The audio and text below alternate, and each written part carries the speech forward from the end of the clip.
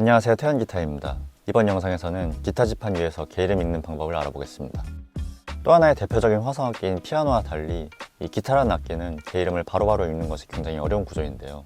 하지만 이번 영상 내용을 토대로 기타 지판의 구조와 원리를 확실히 이해하면 단순하게 줄과 프렛번호, 손가락 모양만을 암기하는 연주를 넘어서 타브 악보가 아닌 오선지에 적힌 게이름을 보고 연주할 수 있게 되고, 더 나아가서는 간단한 코드 진행 위에서 즉흥 연주를 하는 데에도 도움이 많이 되기 때문에 기타 지판 위의 게이름을 확실히 파악하는 것이 좋습니다. 지판의 구조는 생각보다 단순합니다. 모든 위치에서 1프렛은 반음 간격을 의미합니다. 반음 간격이란 한 옥타브 안에 존재하는 12개의 모든 게이름 안에서 두 음 간의 거리가 가장 가까운 간격을 뜻합니다. 다시 말해서 6번 줄 개방현 게이름은 E이므로 반음 위인 1번 프렛은 F, 또 반음 위인 2번 프렛은 F샵 또는 G 플랫이 됩니다. 5번 줄 개방현의 게이름은 A이므로 반음 위인 1번 프렛은 A샵 또는 B 플랫, 2번 프렛은 B가 되겠네요. 이처럼 각 줄마다 개방현 음을 시작점으로 하는 피아노 건반이 총 6줄이 있다고 생각해보시면 이해가 조금 더 쉬울 수 있습니다. 다음으로 지판 게이름을 외우는 방법에 대해 조금 더 구체적으로 알아보겠습니다. 궁극적으로는 지판 위에 있는 모든 게이름을 다 외우는 것이 좋지만 처음부터 다 외우기에는 양이 너무 많기 때문에 우선 3번 프렛까지만 확실히 외우도록 합니다. 3번 프렛까지만 게이름을 확실히 알고 있어도 기타 오픈 코드의 코드 구성음을 다 읽을 수 있게 되고,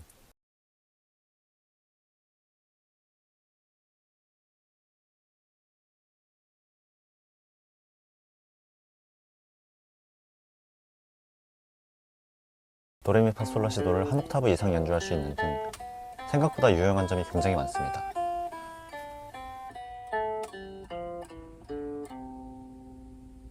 게이름을 하나하나 무작정 외우기보다는 비교적 쉽게 외울 수 있는 도레미파솔라시의 위치를 중점적으로 파악한 후 주변에 있는 게이름을 파악해 주도록 합니다.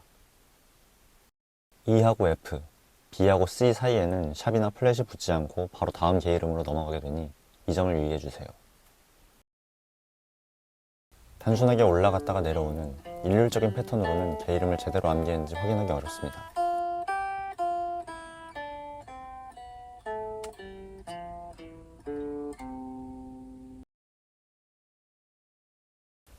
외운 게이름을 토대로 C 메이저 키 악보를 연주해보거나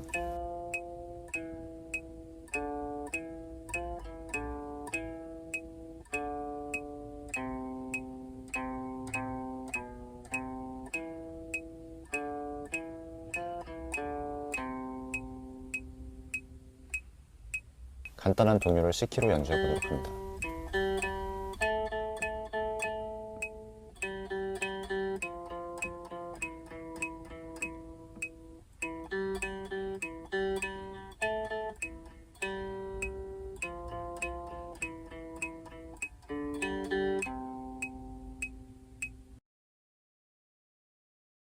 (3번) 프렛까지 암기가 확실히 되었다면 5번 프렛까지 범위를 넓혀주도록 합니다.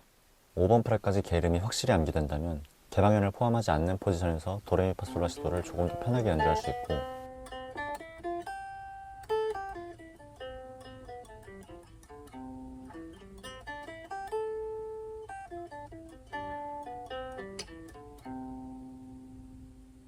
또 각 줄 5번 프렛은 다음 줄의 개방현과 동일음이기 때문에 중간에 끊어지는 음역대 없이 두 옥타브 이상의 범위를 연주할 수 있습니다.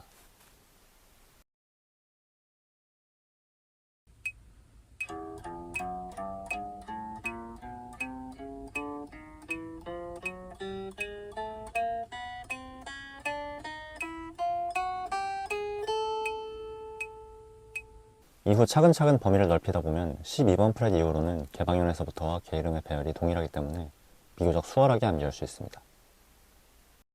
상당히 많은 분들이 지판 위의 게이름 파악에 대한 중요성을 간과한 채로 기타를 연주하시는데요.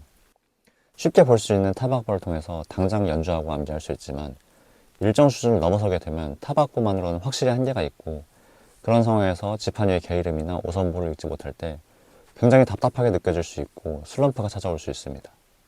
지판 게이름 암기가 처음에는 막막하게 느껴질 수 있지만 조금만 눈이 뜨이면 그 다음부터는 다른 포지션하고 계속 연결되기 때문에 암기하기 훨씬 더 수월해집니다.